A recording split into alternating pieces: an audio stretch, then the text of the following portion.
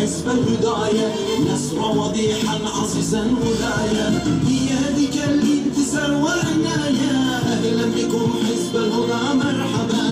Hüdapar, İslam'ı referans alan, toplumun dert ve sıkıntılarına bir hassasiyetle, İslami bir hassasiyetle yaklaşan ve çözüm üreten bir dava partisidir.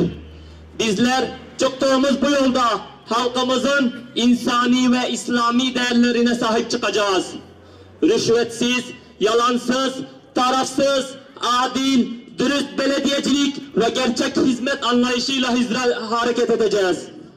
Son 1,5 yıldır şimdiye kadar gayri siyasi veyahut da derneklerle yapmış olduğumuz hizmeti son 1,5 yıl olarak siyasi bir parti olarak huzurunuza çıktı. Siyasi bir parti ile birlikte sizin sorunlarınıza daha çok sahip çıkmak, sizin sıkıntılarınızı paylaşmak ve sizin sıkıntılarınızı azaltmak için yola çıktı. Siyasi bir parti olarak siyaset sahnesinden çıktığımız günden beri bazıları bizi başka taraflara, birilerine nispet etmeye çalışıyorlar. Ama kardeşlerim, biz her şeyimizle ortadayız. Bizim gizli saklı bir şeyimiz yoktur. Değerli adayımız Metin kardeşimiz sizin çocuğunuzdur. Siz bunu çok iyi tanırsınız. İthal bir aday olarak size sunulmamıştır. Hakeza değerli büyükşehir adayımız da Mahmut Hoca Efendi de yine sizin içinizden çıkmış ve sizin hemşehriniz olarak aranızdan çıkmış. Siz onu her yönüyle tanırsınız. Onu televizyonlardaki vaazlarıyla, Hazreti Peygamber sallallahu aleyhi ve sellemin aşkıyla tanırsınız. Çünkü onu bizlere aktardı, sizlere aktardı. Onu o şekilde bilirsiniz. Bu nedenle bizim gizli saklı bir şeyimiz yoktur. Bizim her şeyimiz ortadadır. Ve elhamdülillah biz birilerine nispet edilmiş olsak bile, birileri bizi birilerine nispet etsek bile biz hür ve bağımsız bir partiyiz. Elhamdülillah hürriyetimizi Allah'tan alıyoruz. Hürriyetimizi kelime-i tevhidden alıyoruz. La ilahe illallah Muhammedur Resulullah bizim şiarımızdır.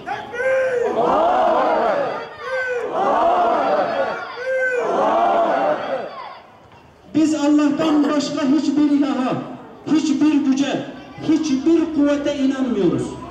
Ve hiçbir kuvvetten, bir güçten de korkmuyoruz. Sadece Allah'a itaat ediyor ve ona boynumuzu büküyoruz. Bizim bir endişemiz, korkumuz varsa Allah'ı memnun etme veyahut da etmeme endişesi ve korkusudur. Değerli kardeşlerim, yine bizim ortaya çıkışımızla birlikte birileri ısrarla efendim siz çıktınız Müslümanların oylarını bölüyorsunuz.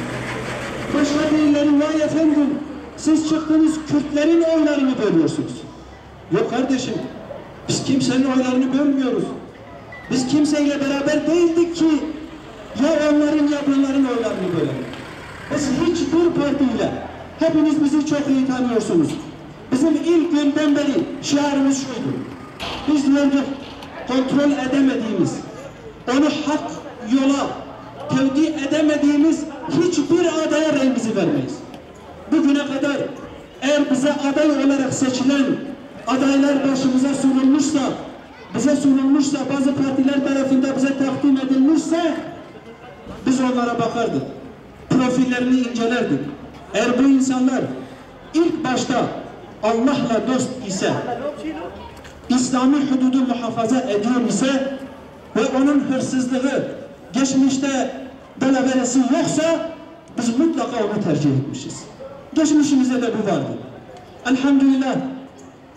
Bu nedenle biz hiçbir partiyle göbek bağıyla bağlı değiliz ve olmamışız. Bu nedenle hür bir partiyiz. İsmimizi bundan alıyoruz. Yeşil lübü deri ki bixer de bu ne deriye partiye ki deriye bağırıya ki deriye hizmete ki beriye nasnama ki, beriye halka ki go beriwi her daim bixere bizivrine em dibêjin li bajarê reş bilêve bû. Hûn dibînin li ser emblema me jî, li ser wesayîta me î seçimê jî em û partiye dîhev cuda ne. Li ser wesayîta me î seçimê sê slogan hene. İnanç, kimlik û hizmet. Belê. Di baweriya me de dînê me li pêşa her tiştiyê.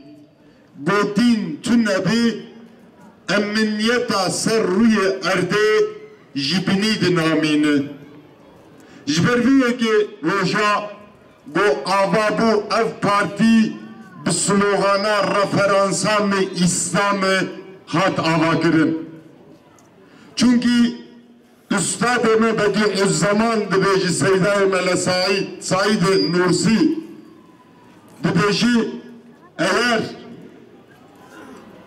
milliyet bir cesetse bu cesedin ruhu İslamiyettir. Takbir!